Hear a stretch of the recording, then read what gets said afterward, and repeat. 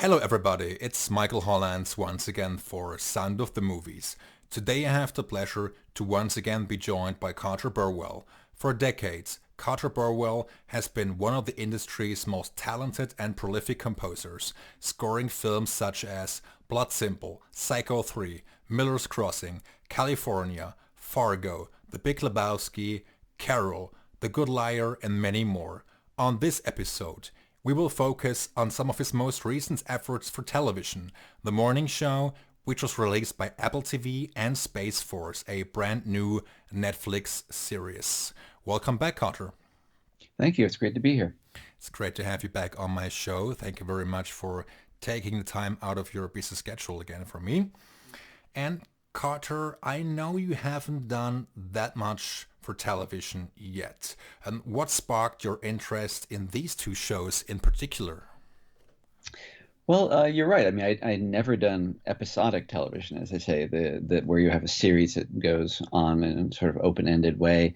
I'd never done that before the morning show, and I didn't have any great interest in it either, honestly. But I guess a couple of things led me in that direction. One is that, in the United States, I'm not sure about Europe. In the United States, the market for theatrical feature films is getting narrower and narrower to where it's, the theaters are dominated by franchises and, Marvel movies and things like that. And that's not, typically what I work on. So in other words, the market for the types of films that I make, independent-minded films, was getting smaller and smaller.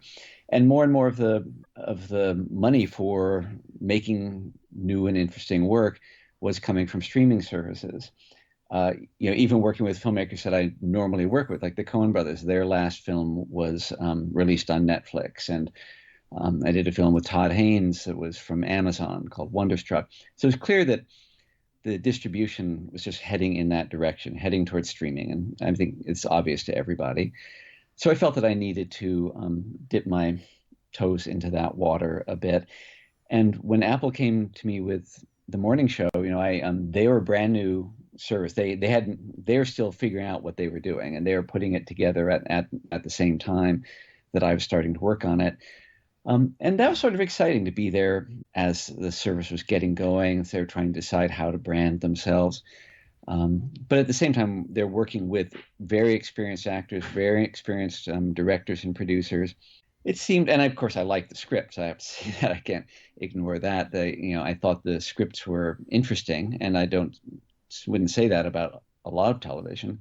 So that's what got me onto that one. And then once I had done that, Greg Daniels approached me about Space Force. And I just happen to think he's a really interesting writer-producer, has really interesting ideas, and has made some of the most interesting series in the last, 10, 20 years. So that was also seemed like a great opportunity. And to be honest, I wasn't working on a film at the time, so I had the availability to do it. And none of us know that there was a pandemic coming, but we managed to just finish Space Force really like a day before the studios were all closing.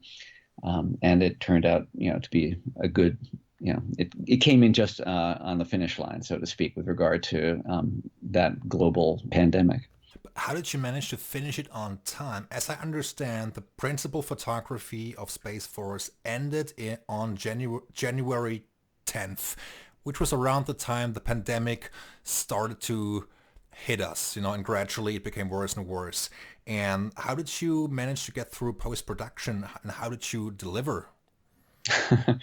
uh, yeah, it was, it wasn't really a problem in January or February. I mean, I was certainly watching what was going on in Italy and, and of course in China even before that.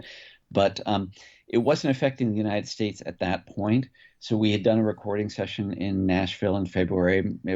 Went smoothly, and there was nothing unusual about it. But by the time it came time to do our final recordings in the middle of March, also in Nashville, a lot of people weren't willing to fly at all.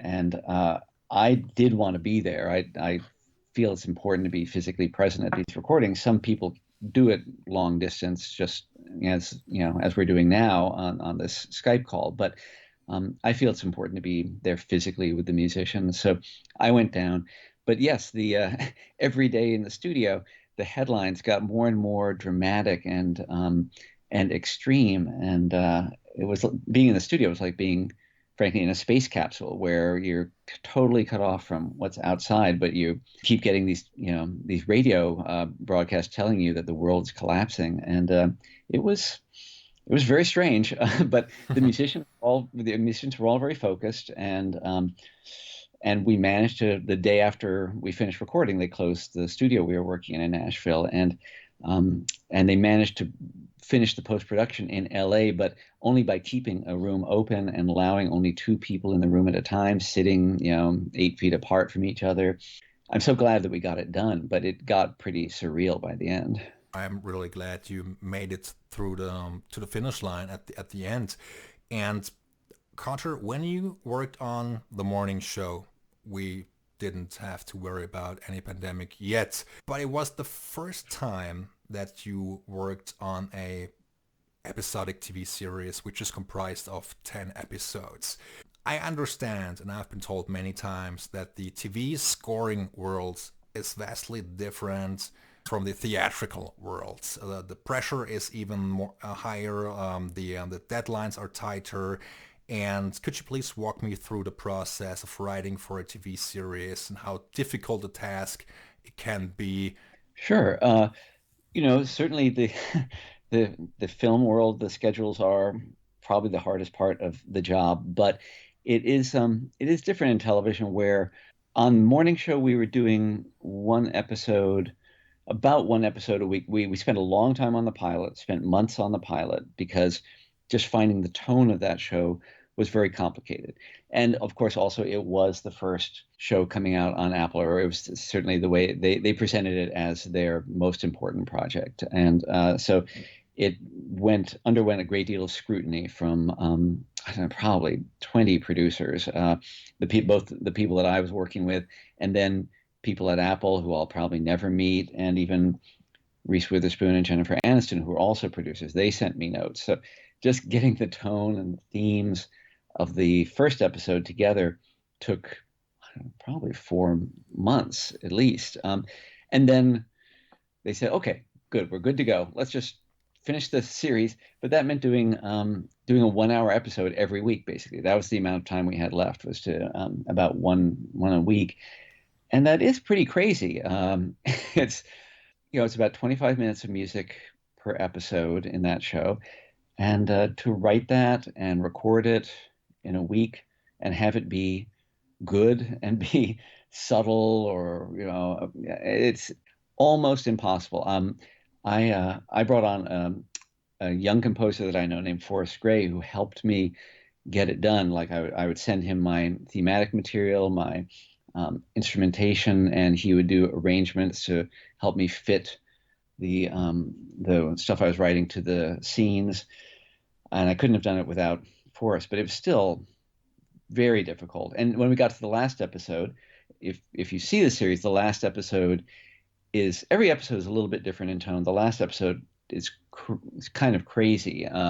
One of the major characters has a sort of a nervous breakdown, but it's it really kind of, the show explodes, and finding the tone, finding something that everyone would accept for the very last cue of the last episode was hard, and went on and on. I did find the whole thing hair raising.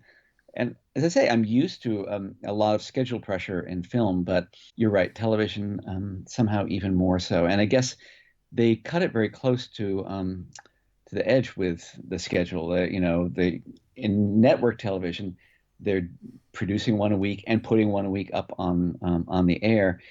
Apple wasn't quite that tight. If we had somehow done something wrong, we would have had a couple of weeks to try to fix it and catch up.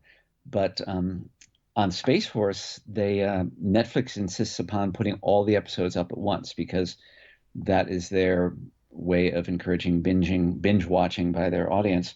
So there's just no flexibility at all. It all had to happen like an episode a week, and even with a global disaster going on, still we're delivering one episode a week.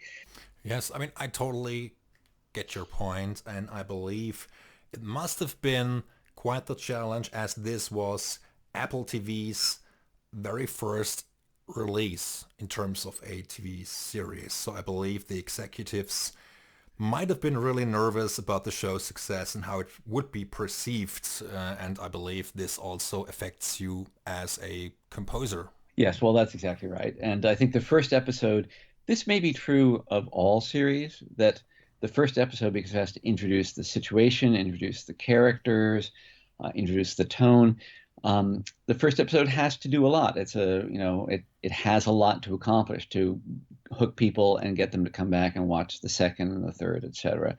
So I think also for that reason, there's probably always an enormous amount of attention lavished on the first episode, and it was certainly the case here. But also, as you say, because it was the first show of a completely new streaming network, and not just that, but a streaming network whose name is familiar to everyone on the planet. Like Yes. When Apple says they're going to do something, everyone pays attention. It raises the expectations to a whole another level, so to speak. Yeah, no, that's right. Yeah, there's really nothing to compare it to. That's correct. And in terms of tone, the morning show is vastly different from, Space Force.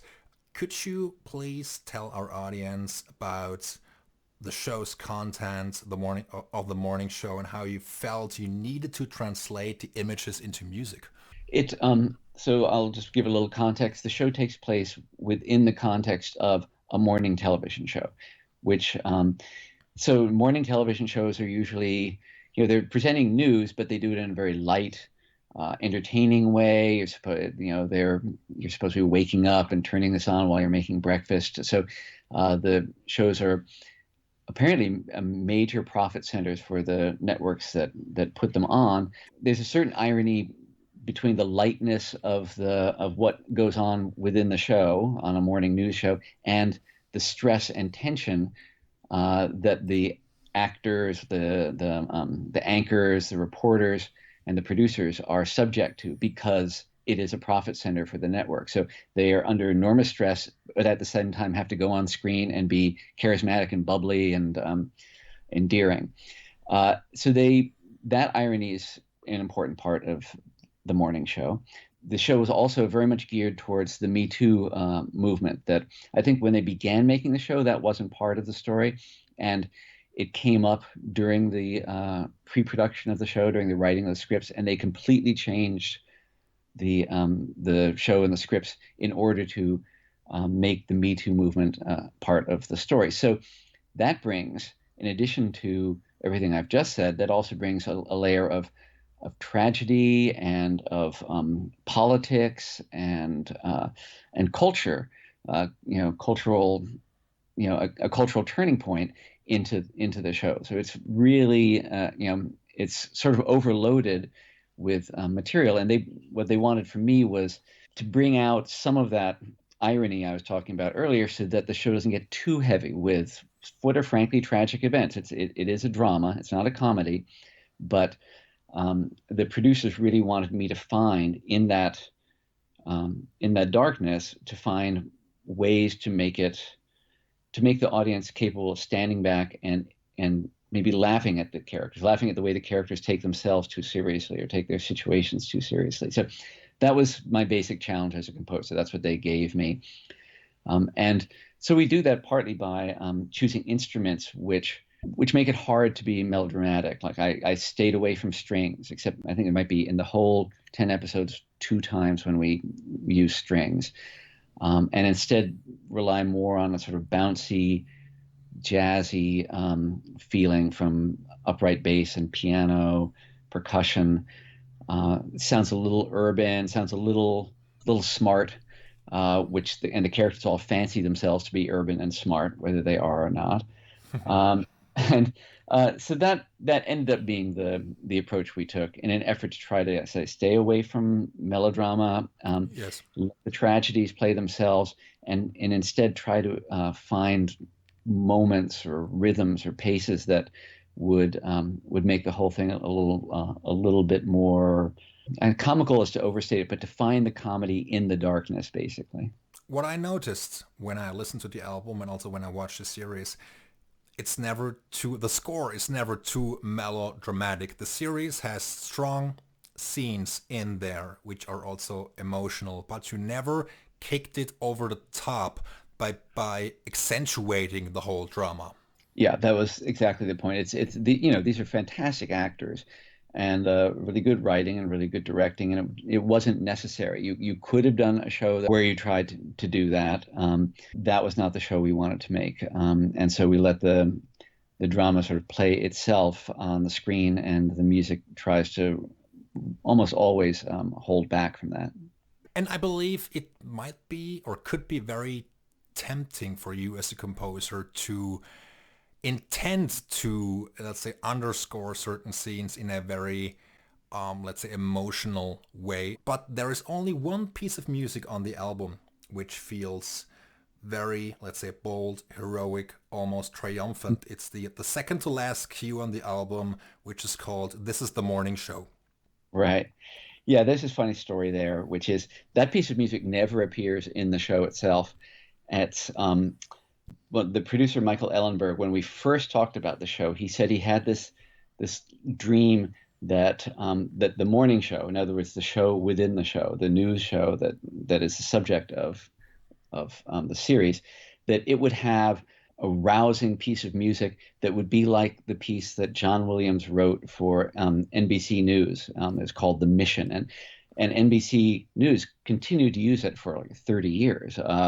And it was, they'd given him the assignment to write something that would be sort of the anthem of NBC News. And he did it, as John Williams will, did a fantastic job that withstood the test of time. And Michael Ellenberg said, could we have something like that for the morning show?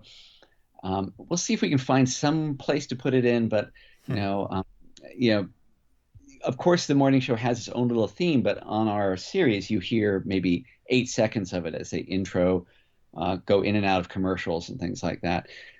So that piece that you hear on the album is our imagined anthem for the morning show, but it never actually does appear in the show. Now I would love to talk a little bit about Space Force, the brand new Netflix series starring Steve Carell and John Malkovich, among others. It has been recently released. And what was your first impression of this comedy series, and how would you describe your scoring approach for a series which blends satire and earnestness? Well, Greg Daniels, the creator along with Steve Carell of the show, had sent me the first episode. I don't think it had any music on it, and it wasn't finished by any means. It was, I think, even Lisa Kudrow hadn't even been cast at that point. But he sent it to me to just get my feedback on it, and this was, I think, before I was hired, just so we could have something to talk about. And what I told him based upon watching that was that it seemed to me that Steve Carell's playing. It's not an entirely comedic character. It's actually, he's presenting General Mark Naird as a full human being, a father with family, a military man with a difficult job, and with an inner life. And so that I thought that best way to play it would be to play him as a sort of Copeland-esque, patriotic Americana. I'm just throwing out a bunch of adjectives. This is what I said to Greg, that if you played it that way, for one thing, it would, by playing it that seriously, and with sort of rousing music, it would make the funny parts funnier, because the occasional silliness is put in contrast with more serious music. But also that it would, at the moments when they are actually like sending up a rocket ship or things like that, the music would allow us to really truly play the glory of seeing a rocket take off into space. And that's, there are actual real challenges in the story to the Space Force trying to get a rocket up to the moon, things like that. So by taking this approach, we could play both sides. And because the show largely takes place in a military context, I really did want to lean on the brass a lot as well. I think it's something I haven't really done before in a score, and it seems perfectly right to play his character that way. He's a person who, as far as you can tell, spent his entire life in the military. He knows nothing else, and and that's sort of fanfare for the common man, that Aaron Copland piece, seemed like a good touchstone for an approach. Thank you very much for elaborating on that. And Carter, when you're working on a film, you usually deal with producers, the studio, and basically one director or two in case when you're working with the Coens. What is it like to work on a series in this case, Space Force, which had no less than 6 different directors? How did you manage to have a homogeneous sound when you might get 6 filmmakers with 6 different opinions? Yeah, and that's not to mention all the producers that are involved too, who in television typically have actually more say than directors do. It was basically I did it by talking to Greg, and I tried to. If it were up to me, I would confine myself to talking to Greg, but he likes to include the whole team, so I would have Skype discussions with him. I live on the East Coast of the U.S. The show's taking place on the West Coast, and so we almost always spoke over a Skype video link. I would talk to him in that format, and I would see Greg in the frame, but then I would see 5 or 6 other people, and then there would be, as far as I could tell, 10 other people in the room whose voices I would hear. And Greg likes to work that way. He likes to have a lot of input. That's just what he does, which is very nice, but maybe not so nice for me because I don't. If I hear 5 conflicting suggestions or opinions, it's really not that helpful for me. But it's hard to come up with a tone or concept or point of view with a lot of people all chiming in. I chose to basically listen to what Greg had to say, and I would read the comments that other people had. But I bet it must have been many comments, lots of input from from so many people, which I believe can be quite tricky. It is, especially because I'm not physically there. I'm not on the West Coast where they all are. I often didn't even know who these people were who were offering comments, and everything's going so quickly. As I said before, we're doing an episode a week. I can't really go to the crew list and keep refreshing myself as to who these different people are, because some of them could be editors, film editors, assistant editors, music editors, assistant producers, writers. Yes. I think that maybe in the type of television show that Greg has made before, which, for instance, don't involve scoring with an orchestra, that approach may be absolutely fine, work very, very well. In this case, because we're scoring with an orchestra, I just need I need lead time to write and orchestrate and record, and it's you just can't do that improvisationally. It's just not a thing that can be done with an orchestra. Did Netflix approve the orchestra right away when you said, well, I want to use an orchestra? Did they say, well, yes, go with it? Well, as far as I can tell, they did. It was, Greg actually said it first. I mean, I was throwing out this Aaron Copland concept, and he said, well, could we do it with an orchestra? And I, of course, said, well, sure, we can. I'd love to. But do you think Netflix would pay for it? Because, this is a half-hour comedy, and that's pretty unusual to have a half-hour television comedy scored with orchestra. I think The Simpsons did it for many years, but for many years they were the only show doing it. And to their credit, Netflix said yes. I don't think they ever debated about it. I think if you look at the show, you can see that they spent a lot of money on the production. It looks fantastic. Spent money on the actors, and to their credit, they were willing to spend money on the music too, which was great. Right. Carter, which episode stood out the most for you from a musical standpoint? Well, I think from a musical standpoint, episode 9 is the one that I'm most fond of. It's the last 2 episodes, 9 and 10, basically are like one story, and it's about getting to the moon. But episode 9 covers an enormous amount of ground, and both emotionally, and some of it's intimate, some of it's grand, some of it has struggle, and some of it has wonder, the wonder of space. I feel like with that episode, we really covered all of the tones in the show, and so I find that one to be very satisfying. What do you think is the best and most efficient way to write music for a TV series? I am going to be frank and say that I'm still figuring that out. It's, I mean, clearly the most important thing I think is to find themes and instrumentation that you can use throughout the series. But the problem is that once you've got that, by limiting your palette and by having a collection of themes, you've got your tools. You have your colors and everything that you're going to work with, and that helps instead of having to approach every episode as a new thing. But the problem with what I've just said is that at the point at which you're starting, they often haven't even written the last episode. And that was true with both of these shows. I didn't know how either Morning Show or Space Force actually ended at the point at which I was beginning them. So, in other words, it's almost an impossible situation, but that is what you want. You want to try. I literally have my fingers crossed that the themes I'm writing for the episode 1 will work in episode 10, and you just can't be sure. But in this case, they did, and we're very satisfied when we got to the end of Morning Show and found that the thematic material worked, and the same with Space Force. But it is a wild ride, and you just try to not tear your hair out, and try to enjoy it. Sounds plausible, and that's also very interesting because you can never be sure how the story might unfold, and then you have to worry about constructing an arc, so to speak.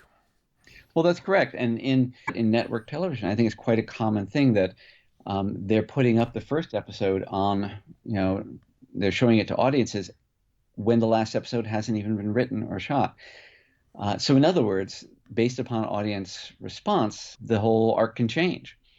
It's literally a moving target. In this case, these two shows, that was not the situation. They had shot and completed the shows by the time they started showing them.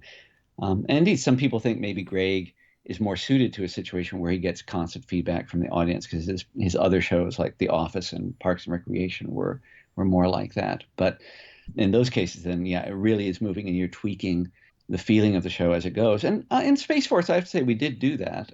We did from time to time say, well, I think we were worried about this, but now I don't think we need to worry about that. Let's instead worry about this other thing. Like we were worried that it wasn't, that it was maybe too funny and not sufficiently human. And then by episode 3 or 4, Greg was saying, well, no, I think actually it turns out we've got the humanity. Let's make sure we got the comedy. And we were constantly like slightly turning the dial back and forth as it went on. And but that's fun. It's fun to feel like you actually can make all these adjustments. And I've been doing this long enough to know that indeed you can. Someone can give you a note like, could we just make this like 10% funnier? And you think, okay, yeah, I think I can do that. But that comes with experience, the ability to make those slight changes. That's also very interesting what you just said, the comedic aspect of a show and how funny is it. And of course it's a satire, but it's never a satire all the way through. There is more to it than meets the eye. There is also a somewhat dramatic aspect, the relationship between Steve Carell and his wife, and then of course his daughter. And then he has other things to worry about, his co-workers, the mission to the moon and so on. Do you think that, a too serious musical approach could have actually hurt the score? Well, I think that's possible. I think, as I say, when we began, I think Greg's main concern was that it was too much of a satire. And he didn't want he had a number of issues with that. He didn't want to make fun of the military, and he certainly didn't want to make fun of the idea of a patriotic mission, like getting the U.S. to the moon. But he at the same time he does want to make fun of aspects of that. The idea that space should become a battleground, or the way that the Space Force is sort of was begun with a tweet, and then it has to kind of figure out what to do after it's been tweeted. What you do with the billions of dollars that are needed to start a new wing of the military. That's of course funny, but he just always wanted the satire to be balanced, and so his first thought was, oh, this is too much of a satire, and we need to make him human. So a lot of that will fall to music. That's just one of the things that music is able to do, is speak for the inner life of a character, and so I was doing that, and then by a few episodes in, he began to feel like, well, maybe I think we've handled that. Now let's make sure we've got the pacing such that we need to keep the humor up. And we went back and addressed the first episode continuously throughout the process, actually, because we kept turning those dials. And you're right. If the music were too serious, I think what happens is it leaves the audience unsure what they're really watching and how they're supposed to take it. And I think some of that is true with Space Force, just because it does a lot of things. As you said, there's drama, and there's glory, and there's satire, and there's silliness, and they're all mixed up into the show. And sometimes audiences, I think, need the music to help them a little bit with that. Carter, I would like to thank you very much for taking so much time out of your busy schedule. I really enjoyed the conversation, and I hope you did too. Oh, I did. Thank you very much.